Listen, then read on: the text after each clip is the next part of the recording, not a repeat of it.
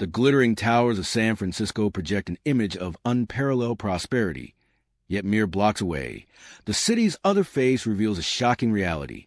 This is a growing crisis of homelessness in 2025, where the problem is not a lack of money, but a profound failure of execution. Despite budgeting an estimated $1.6 billion over the current 2-year fiscal cycle to address homelessness and supportive housing, the number of chronically unsheltered individuals remains stubbornly high. This deep dive will explore why hundreds of full-time workers can no longer afford to live in the city, driving the Bay Area's poverty rate to soar from 12.2% to 16.3% in recent years, and how bureaucratic barriers and restrictive zoning continue to prioritize the housing wall over human necessity. The video will go inside the tent city economy and detail the devastating cost of this crisis on vulnerable groups like seniors and families, exposing the friction that defines life in the city today.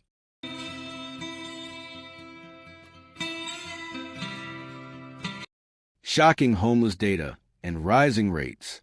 According to the city's official 2024 point-in-time PIT count, there are approximately 45,000 homeless people in San Francisco, representing a 7% increase since the 2022 count. However, this modest increase masks several shocking new trends in the 2025 scorecard that indicate a growing crisis among specific vulnerable groups.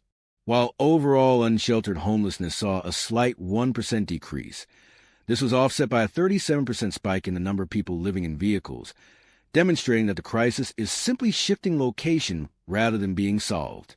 More alarmingly, the count revealed an 11% increase in chronic homelessness, meaning nearly 35% of the total population is experiencing long-term or repeated homelessness, indicating the failure of the system to stabilize the most vulnerable. Furthermore, the number of homeless families counted more than doubled compared to 2022, a devastating figure reflecting the breakdown of the economic safety net for parents and children.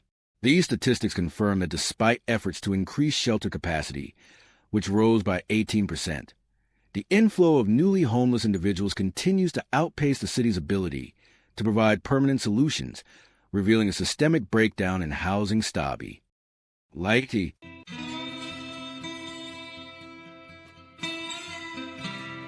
The Unseen City, an introduction to SF's $1 billion secret.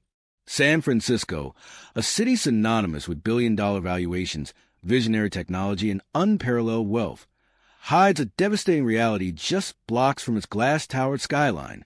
This is the Unseen City, a landscape defined by sprawling tent encampments, where survival is measured hour by hour. As of 2025, the city's approach to this crisis has been dubbed a $1 billion secret, a reference to the astronomical sum of the city budgets annually for homelessness services, a figure that is projected to reach closer to $1.2 billion in the next fiscal year. Yet, despite this massive financial investment, far exceeding per capita spending of almost every other U.S. city, the crisis is visibly worsening. The shocking truth isn't just the sheer number of people experiencing homelessness, but the inability of this monumental funding to create any significant, sustainable improvement. Viewers are witnessing a systemic failure where immense resources are poured into a leaky bucket, and the growing crisis on the streets is a glaring evidence that the current system is broken, failing both the unhoused and the housed residents of the city. The contrast between Silicon Valley's innovation and the medieval conditions found in parts of the city is not just ironic. It's a moral emergency. Poverty trap. Why a full-time job isn't enough anymore. The prevailing myth that homelessness is solely a matter of unemployment or personal failure crumbles under the weight of San Francisco's economic reality. For many, the crisis is a direct consequence of the poverty trap, an economic vortex where rising costs swallow income. The baseline factor is the skyrocketing cost of housing. A minimum wage worker in San Francisco would need to work over 120 hours per week just to afford the average market rate for a one-bedroom apartment. This staggering economic indicator demonstrates that for hundreds of working San Franciscans, maintaining a full-time job offers zero protection against displacement. Data from local nonprofits consistently shows that around 20% of the unhoused population in the city are actively employed, working in minimum wage service sectors, yet remain unable to secure or retain housing. This figure is a painful reminder that the cost of living has far outpaced wage growth. The trap deepens when an individual loses their housing. Without a stable address, maintaining a job becomes exponentially harder, leading to a quick descent into chronic homelessness.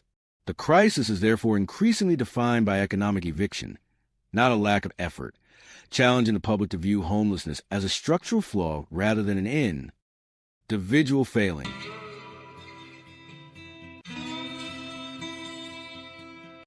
The housing wall. How SF zoning blocks affordable homes. San Francisco's homelessness crisis is inextricably linked to its self-imposed housing wall, a complex web of zoning laws and bureaucratic hurdles that severely restricts the construction of the affordable housing the city desperately needs. A major contributing factor is the city's restrictive zoning, with over 70% of residential land zoned for single-family or small multi-unit housing. This effectively bans the high-density affordable housing developments necessary to lower rents and house the unhoused population at scale. While the city requires affordable units to be included in new projects, the long and arduous permitting process often takes more than 5 years, with legal challenges and neighbor opposition NIMBYism, frequently delaying or outright killing projects. Analysis shows that San Francisco has issued permits for an average of only about 500 new supportive housing units per year over the last 5 years, a number that drastically fails to keep pace with the thousands of people entering the cycle of homelessness. This scarcity creates a bottleneck, turning the Housing First policy, which aims to get people off the streets and into permanent housing immediately, into an empty promise due to the lack of available units. The structural resistance to building housing is, mathematically, the single biggest accelerant of the city's street crisis.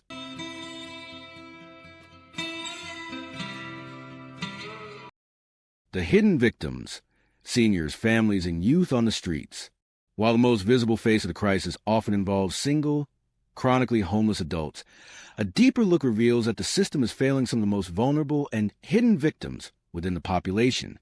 Seniors, many on fixed incomes, are increasingly falling victim to the poverty trap. Projections for 2025 show that the percentage of unhoused individuals over the age of 55 has risen to over 25% of the total population, and this group often faces debilitating health issues without access to proper shelter or medical care. Equally tragic are families and children, who often remain hidden by staying in vehicles, couch surfing, or temporary shelters, fearing the stigma of street visibility. Data estimates that hundreds of families with children are experiencing homelessness or housing instability, severely disrupting the educational and developmental stability of their youth. Furthermore, transitional age youth TAY, generally aged 18 to 24, are experiencing homelessness at high rates, often having aged out of foster care or escaped unsafe homes. Studies suggest TAY are particularly vulnerable to exploitation and substance abuse, with nearly 40% of unhoused youth reporting high rates of trauma.